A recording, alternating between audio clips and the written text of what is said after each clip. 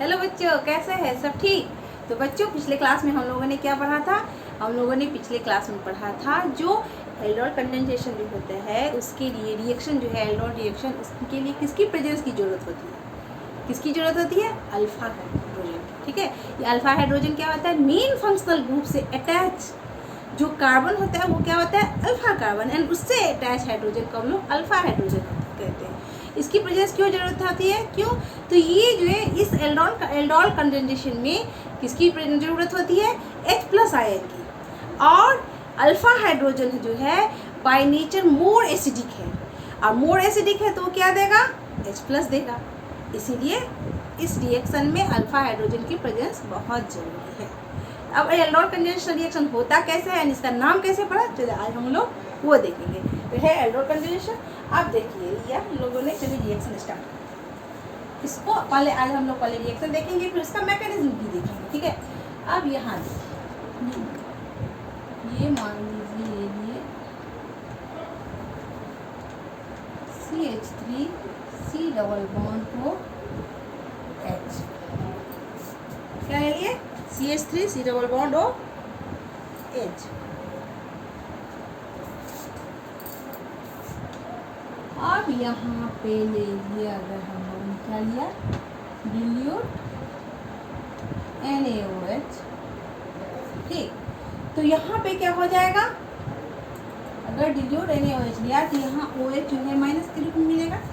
ठीक, क्या मिलेगा? OH माइनस के रूप में मिलेगा।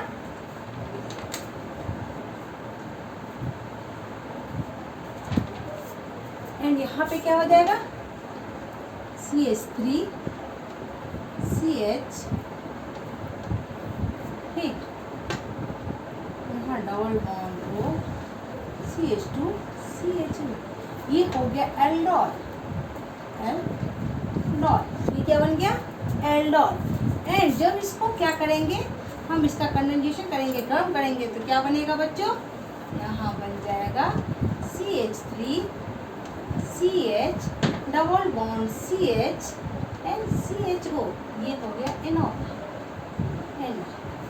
ये हो गया एल्डोल, ये मेन शॉर्ट है। ठीक है, आप बोल सकते हैं क्या?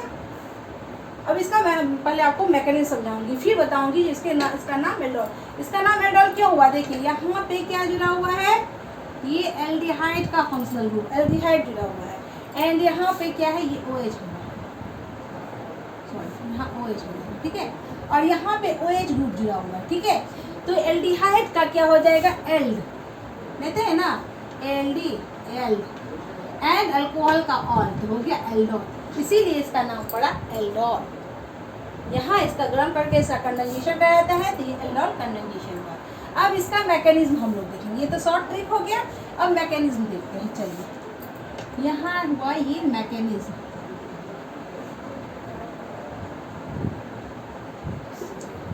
यहाँ क्या लिया हमने?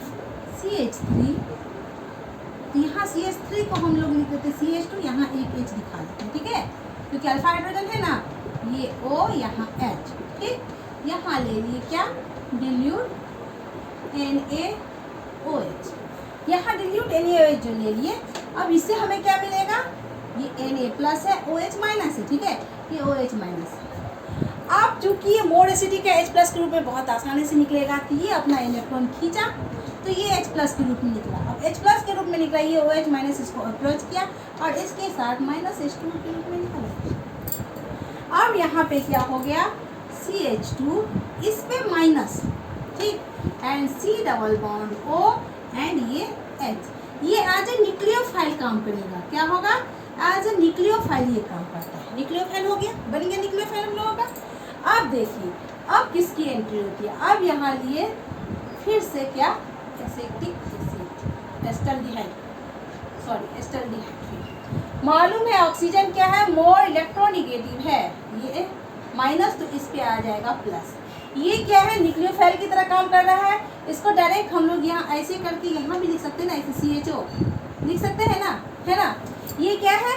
मोर इलेक्ट्रोनिगेटिव, तो इस पर क्या आ जाएगा? प्लस चार्ज आ जाएगा। एंड ये न्यूक्लियोफाइल की तरह काम करेगा, तो ये इसको जाके यहाँ क्या करेगा? अप्रोच करेगा। ये अप्रोच इसको किया तो कार्बन तो कितना बॉन्ड बनाएगा? ओनली 4 ना, यहाँ तो कह रही 1 2 3 4।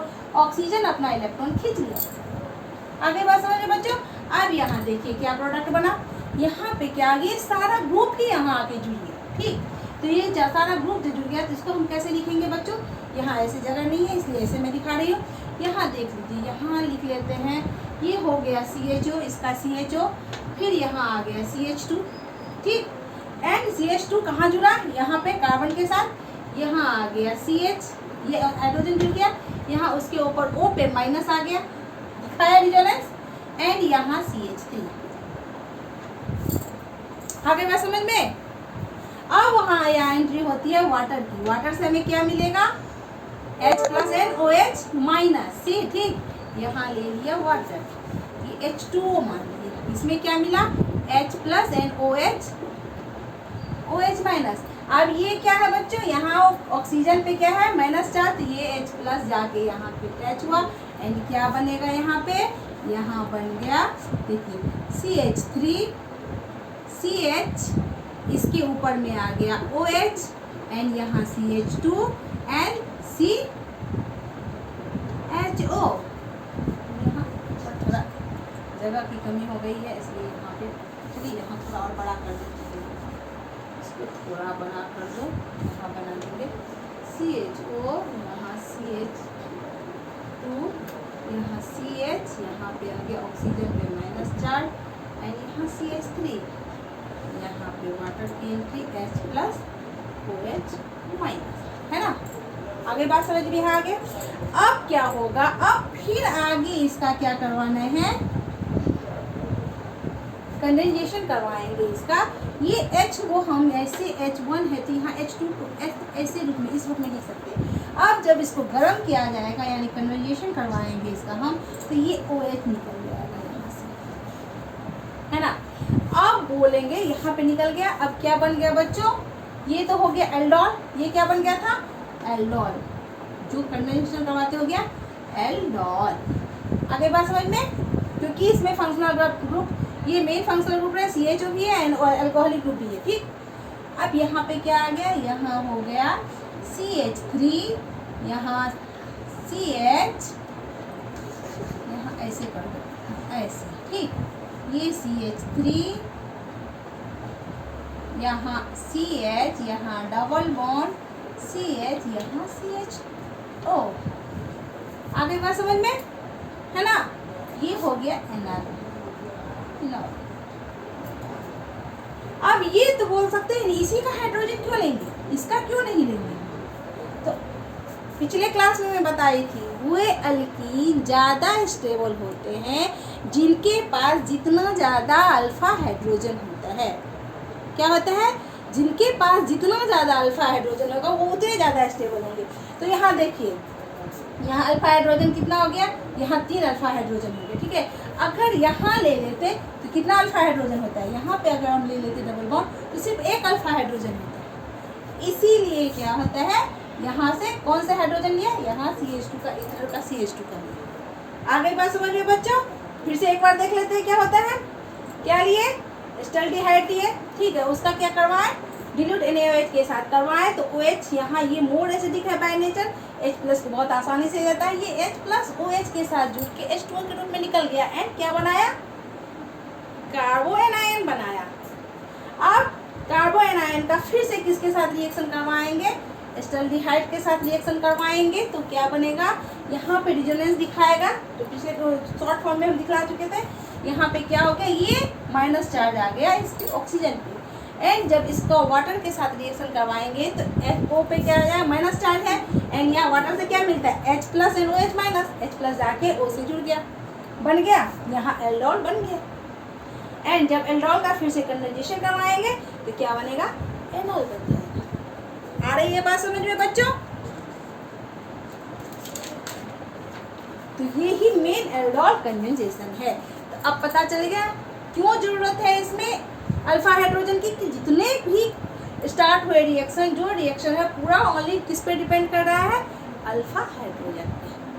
तो ये बहुत ही इम्पोर्टेंट क्या है, केमिकल रिएक्शन है। सेम ये एल्डिहाइड के साथ हुआ, सेम हम कीटोन के साथ भी करेंगे, है ना। एल्डिहाइड जैसे है, यहाँ पे H है, यहाँ पे क्या डाल देंगे CH3, तो क्या हो गया, कीटोन हो गया। और सेम प्रोसेस उसके साथ भी होगा, एल्डिहाइड और कीटोन दोनों के साथ जो है ये एल्डोल कंडेंसेशन रिएक्शन पॉसिबल है या होता है। और ये बहुत ही इम्पोर्टेंट है, इसलिए इसको बहुत अच्छे से देखिएगा और मेरे चैनल के साथ बने रहिएगा। इसका अच्छा से नोट बना लीजिएगा, स्क्रीनशॉट ले लीजिएगा और मेरे चैनल को लाइक, सब्सक्राइब और शेयर जरूर कीजिएगा। कमेंट सेक्शन में ज़रूर बताइएगा कैसा लगा। तब तक के लिए टेक केयर, बाय बाय।